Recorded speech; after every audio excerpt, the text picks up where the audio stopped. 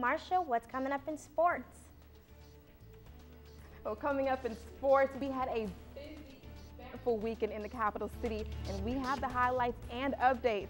And we also have a reaction from Florida State ending a losing streak against a well-known, hated rival. Stay tuned. We'll have that next in sports.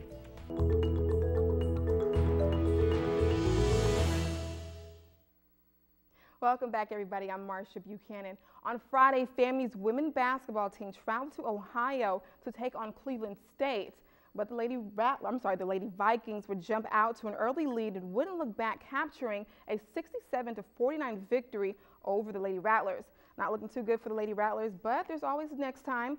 FAMU returns home Saturday against Bethune-Cookman. The state of Ohio hasn't been kind to the FAMU men's basketball team either after a loss to Cincinnati and Dayton. On Saturday, that trend would continue with a 70-61 loss to Mount St. Mary's. In the loss, Amin Stevens came off the bench to lead the Rattlers with 14 points, but FAMU falls to 2-4 overall.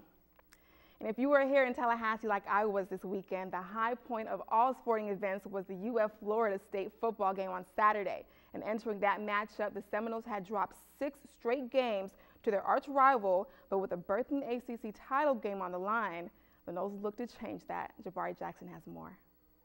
Florida versus Florida State hasn't been much of a rivalry in recent years, but head coach Jimbo Fisher and quarterback Christian Ponder had other ideas on Saturday.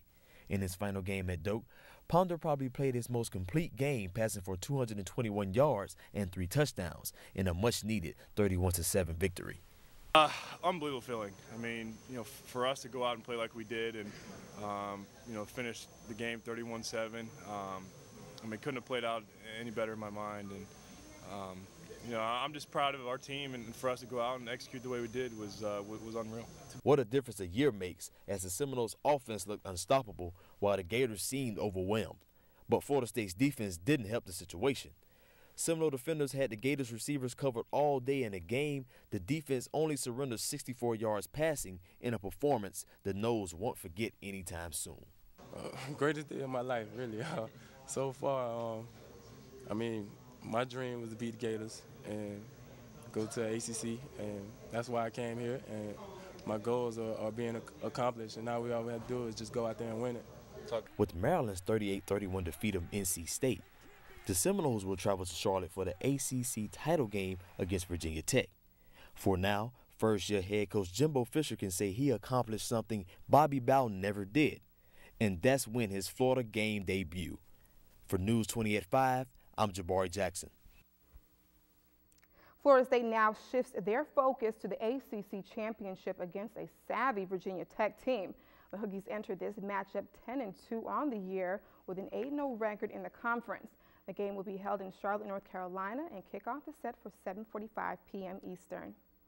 And the rivalry continued as UF and Florida faced off again, but this time it was on the hardwood.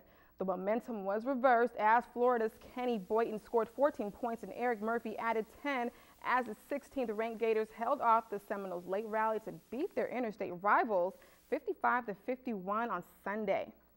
And the Florida State volleyball team faced off against the Lady Rattlers of Florida A&M on Saturday as well. And behind a dominant offensive performance, the Lady Noles moves to a 3-0 win over FAMU. The win gives the Seminoles a 9-2 non-conference record this season. Well, Tiffany, like I said, I was here during the break, and the game for UF and Florida State. Amazing. Tiffany, you know what though? Absolutely amazing. What I wanted to try was the gator. They had like fried gator. Oh, wow. And I really wanted to try that. That's I heard it tastes like cool. chicken. I want to try it though. Well, coming up after the break.